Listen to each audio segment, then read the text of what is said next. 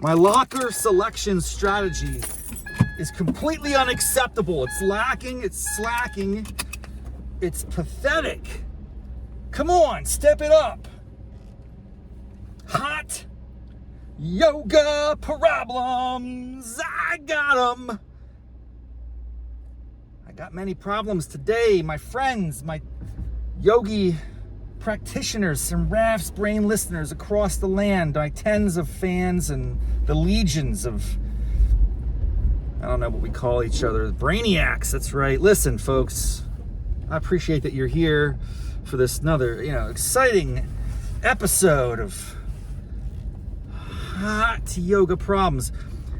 It just really hit me today like a ton of bricks. Because there's like a little locker area outside of the studio rooms. There's two studios. There's a common space. This is where you put all your stuff, your sweatshirt, your toboggan, or your cap, whatever you call it, your shoes, your socks. There are two bathrooms as well, men's and women's, and you can I should just go back there. I should just put my stuff in the men's locker room. There aren't that many men in these classes. That struck me today as well. So a lot of things occurred to me today that, they're not like epiphanies. It wasn't a realization. It was more just like a reminder. First off, I've got to do better with my locker selection strategy.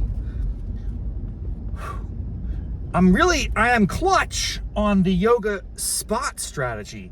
I get my spot almost every time. I'm tucked away, I'm back in the corner, I got my glasses off, I can't see anything, no one can see me, I'm incognito. That's what, incognito mode, that's like the mode on your search engine when you don't want anyone to see what you're up to. I'm incognito mode in yoga class, man. I'm creeping back there, just like doing my thing, in my own zone, in my own cocoon, hanging out. I love it. And I'm really good. I got my strategy to achieve that is to get in early, be the first yogi in the room, and just take 10 to 15 minutes chilling out and getting ready for the chaos. So I'm great. I feel like I've mastered that. Only on rare occasion do I not get my desired spot. And then every once in a blue moon, I will mix it up. It is good to break out of your norms. You don't want to be, you're good. You can walk across the street. Pedestrians have the right of way. We all know that. It's cold out. Pedestrians are just eager to get from point A to point B. I'm in a nice warm car. I understand your hurry. It's okay. What am I talking about? Locker selection strategy is completely absent. Well, it's not like it's absent. I do typically go to the same place. I'm a creature of habit, as we all are. I go to the upper right-hand corner locker. Why do I do that? It's a really bad decision. And after every class, I'm reminded of this because usually there's two classes ending simultaneously. There's a lot of people out there. It's crowded. I don't want to bump into anybody. I just want to be in my own little zone. I don't want to upset people or get them creeped out. Oh, who's this guy bumping into it? No, I'm not. I'm there. I'm very spatially aware. And I'm just kind of chilling. I'm looking for the opportunity to step in and get to my locker. But every time I'm reminded, if you pick a corner locker, you're kind of boxed in. And so it's difficult to access. And what happens is I just kind of putz around for 5 minutes until everyone else does their thing. That doesn't matter. It's nice to relax a little bit. I'm just kind of hanging out. What if next time I have a more strategic approach to my locker selection? And I go right down the middle, I think would be the place to be. And you can access that from the left or the right. You know what I'm saying? Yeah. That could be the key. The other ultimate experiment here would be the far left, because the far right has a wall. You are boxed in. You cannot get there. It's very difficult. But if you're in the middle, you can make an angular attack, geometry, isosceles. Perpendicular. I'm pointing out those terms from ninth grade. All vertical angles are congruent. Okay? That's one of my favorite postulates. Is it a theorem? Is it a postulate?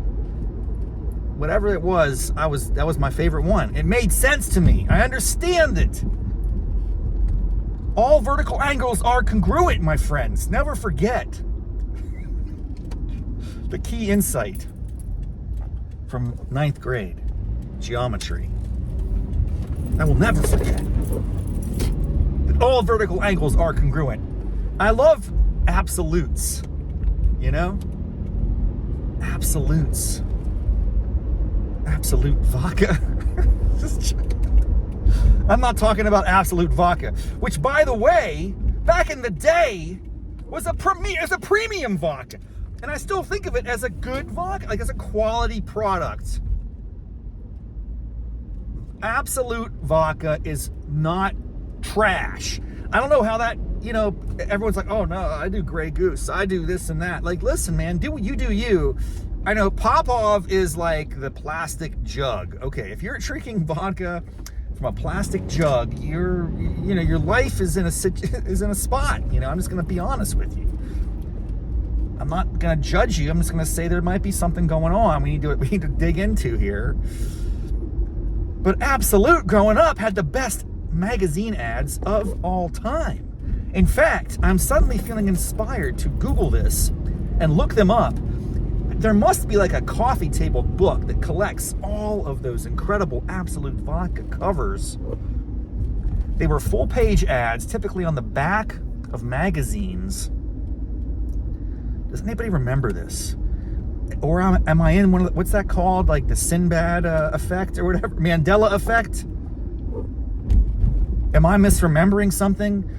I will be honest with you. If I start to look up Absolute Vodka ads series from the 80s and 90s, and I don't find anything, and people think I'm crazy, and I'm like, oh, don't you remember these incredible ads? It was always like Absolute something, Absolute Sunshine, Absolute Luxury, Absolute Spring. I mean, it was like, and then the images would be consistent with that, and the Absolute shape of the bottle, which is somewhat unique. I mean, bottles aren't, it's difficult to make a bottle wholly unique. It has a wide and a body and usually a little thin at the top, and you pour liquids out of it. How much really can you mess with that? I don't know. Engineers, good luck. But anyway, yes, I hope that Absolute Vodka ads really existed, and I want to go revisit them. They should bring that back, guys. Nostalgia is such a strong impulse. The past. Let's look to the past and remember those better times. Realistically, it wasn't better. Okay, data suggests this. Your life and your perspective of what happened is probably skewed through these rose-colored lenses, as we call that, right? So just don't think about that. But yes, the ads were fun back then. We had Absolute. Someone needs to, dude. Absolute Vodka Company. Are you on point? Are you listening to me? I'm giving you your 2026 campaign. It's gonna rebound. It's gonna make you like top notch again. I don't know if you've ever fallen. By the way, I've not looked at any of the trends of vodka consumption. I have a suspicion that it's just getting crowded out. There's just so many different styles and kinds, premium brands. Drinking seems to have gone down. Is that true for hard liquor as well as beer? I know there's like microbreweries are going under. Rip to Rogue Dead Guy Ale. My goodness, it's so sad to see that in the news. Something's going on in this country. People are slipping. We got to get back on point. Make 2026 the year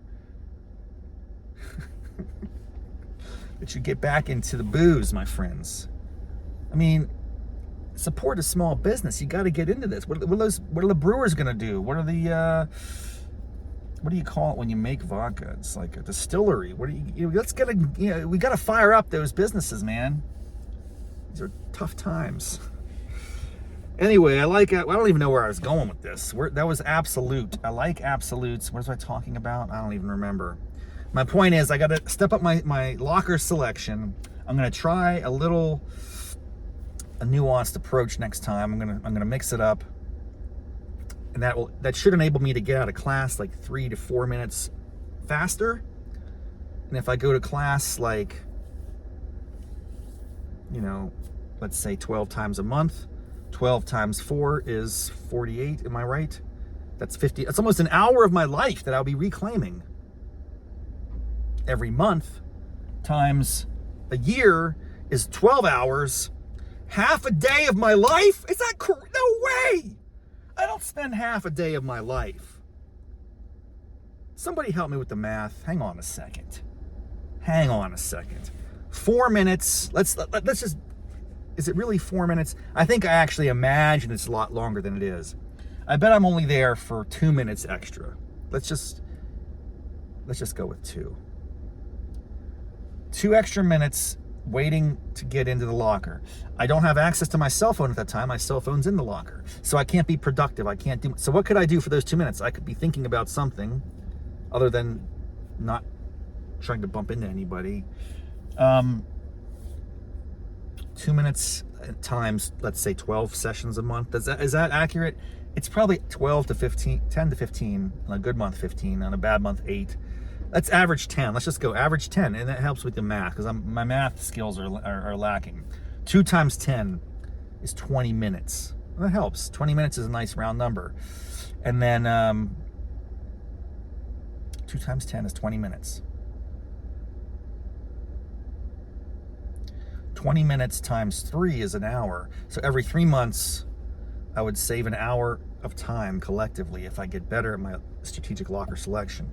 And 3 months times 4, which is a year, would be 4 hours. 4 hours of my life if I make this just modest tweak? Is that right? That doesn't seem... Help me with the math, people. That doesn't seem right. I must be doing something wrong. I must not be calculating this correct. If true, it really does change. It's a kind of a mind-breaking exercise. How many other things am I doing that waste my time? Maybe like this podcast is a waste of my time. I typically pair it up with my commute home. I've been sitting in the driveway now for the past 5 minutes. My commute usually ranges from like 7 minutes to 10 minutes, depending on, if I got the lights going, synchronicities with me, the laws of nature. Maybe 12 minutes on a bad day. We're pushing 13 right now, I see. The bottom line is, I appreciate all of you. It's a really exciting insight that I just had, that maybe I could reclaim 4 hours of my life a year. How would I spend those hours? We'll see. Let's think about that. I gotta go. I've got a big day ahead of me, and I hope you do too. Enjoy your life while you have it. Do the best you can. Until next time, namaste, mofos.